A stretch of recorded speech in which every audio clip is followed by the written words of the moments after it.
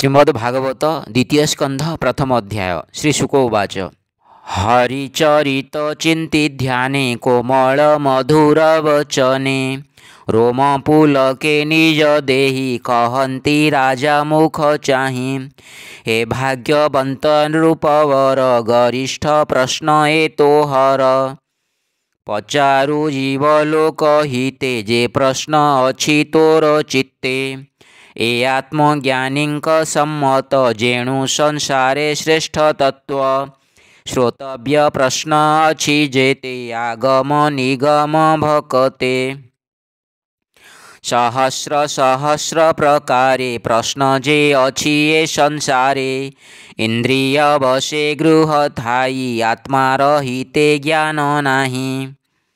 आयुष क्षय न जानन्ति विषय अर्थ नित्ये चिंती निद्राहरई अर्धवेळ अथवा वधुसंग मेळ दिवसे अर्थ चिंताकूल कुटुंब भरणे व्याकुल पुत्र कळत्र धन पाई आनंदे तांक मध्ये थाई। विष्णुर माया नित्य चिंती निकटे मृत्यु न देखांती मरण देखु थाई डोळे अज्ञाने भ्रमे सुख भोळे। एणु संसार प्राणींकर आत्मार गति अगोचर एणु संसार भाव तेजी आत्मार गति चित्ते भजी। जे हरि सर्व घटे पुरे निर्लेप बाह्य अभ्यंतरे तार महिमा शुणी कर्णे नामकु उच्चारी वदने। एकथा सांख्य जोगे जाणी स्वधर्म निष्ठा परिमाणी जन्मर लाभ ए प्रमाण अन्ते सुमरे नारायण। पूर्वे निर्मल मुनि जेते तत्व विचारी वेद मते विधि निषेध दूर करी कृष्णर भाव हृदय धरी। एणु सुसाधु अनुक्षणे गान्ति शुणन्ति श्रवणे ए भागवत धर्म वाणी ब्रह्म समाने परिमाणी। द्वापर जुग आदि काले मोहि अनेक शिष्य मेले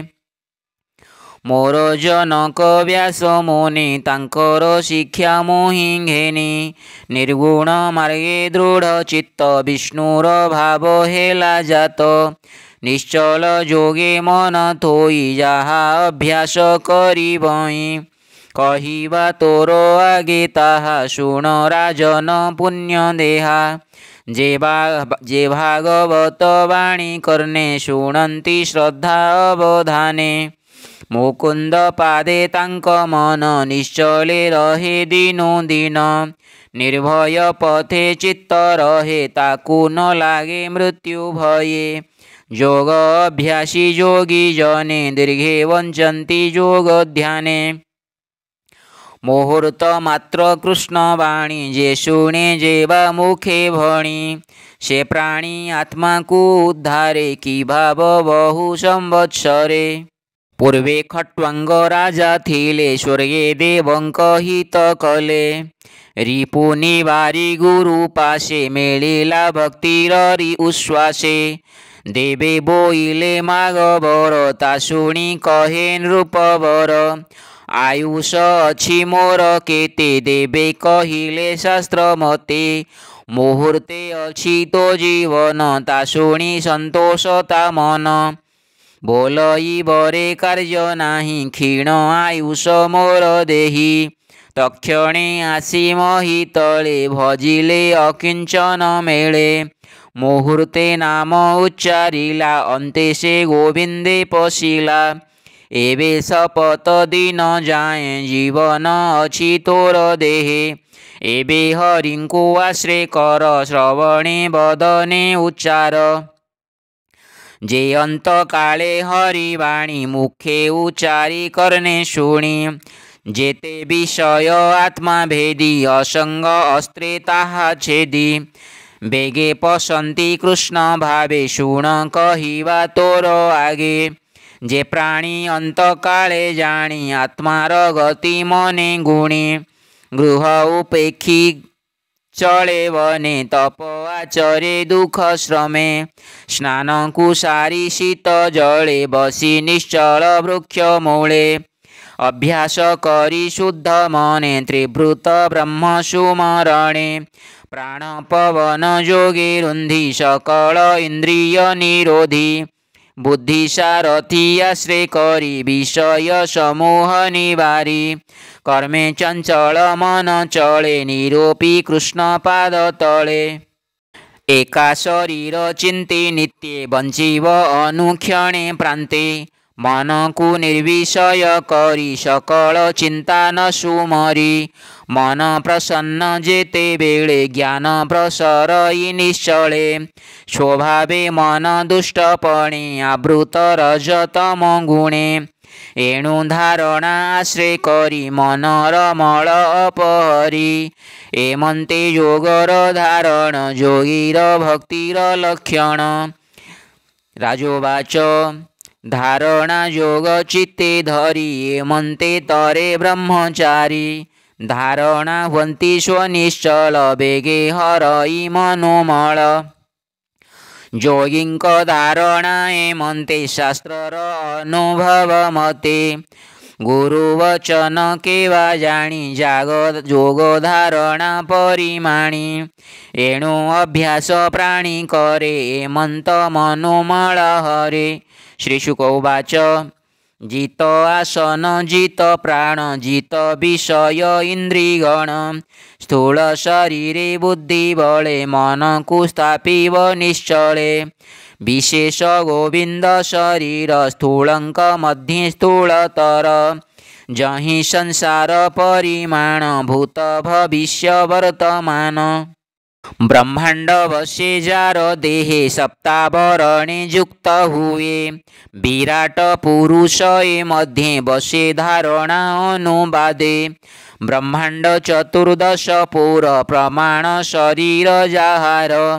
शोण कहिवा अध ऊर्धे विराट प्रतिअंग मध्ये पाताल वशे पाद तल तापाद अग्रे रसातल चरण गुल्फ महितल जंघ जुगल तलातल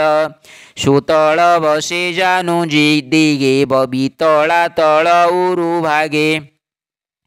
जघन देशे महितल नाभि विवर नभस्थल ज्योतिष मोह परकाशे हृदरे स्वर्लोक हि बसे कंठ आश्रित महल्लोक बदने बसे जनलोक ललाटे तपलोक बसे मस्तक देशे सत्य वशे बासव आदि दिगपाळे जा अष्टभुज ये शयळे कर्णे जाहार अष्टदशा अश्विनी सुते जार नासा जळंता अग्निजावदन नयन गोलक गगन सबिता जार चक्षुबेनी उदय अस्तपक्षबेनी जार भ्रुभंग बेनी पाद सलील ताकुशर जीव तीनी वेद जे ब्रह्मरंध्र विकट तुंड जम पद जाहार तुम्भे स्नेह कला अध ऊर्धरे दंतमाला नर उन्माद जार हास जे विष्णु माया रे प्रकाश संसार जाहार कटाक्ष ये जीव लभेता प्रत्यक्ष ऊर्ध्वोष्ठरे लज्जा वशे लोभ वशई अधो देशे धर्म वशई स्तन जोगे अधर्म वशे धर्म भागे अंडे वशई प्रजापति मित्रा वरुण कोशे स्थिति वक्षरे सागर निचय गिरि माने जे अस्ति चय सकल नदी नाड़ी सार वृक्ष औषध लोम जार अनंत वीर्ये जहि बसे श्वास पवन अणचासे जाहार गति जान काल जीव संहार जार खेल प्राणी संहार क्रीडा तार शुण हे कुरु वीरवर जिमुत गण जार केश संध्या जाहार निज वास प्रकृति हृदय जाहार जाहार मन निशाकर विज्ञान शक्ति जा महिमा अंतकरण रुद्र सीमा करभ अश्व अश्वतर नख समूहे करिवर जे पशु मृगादि विशेषे सर्वकल्पित कटि देशे पक्षीर जार व्याकरण वृद्धि मिशये मनुगण जार निवास नर देह जहि कल्पित माया मोह गंधर्व विद्याधर आदि चारण गणिका प्रसिद्धि किन्नर गण जार स्वर वीर्यरे कल्पित ईश्वर ब्राह्मण जार मुखु जात क्षत्रिय भुजरु संभूत ऊररु वैश्य उत्पत्ति पादरु जात शूद्र जाति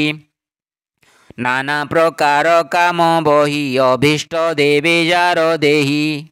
निगम कर्म कांड जेते जाहार कर्म ए जगते एमंते ईश्वरंक देहे बसे असत्य सत्य प्राये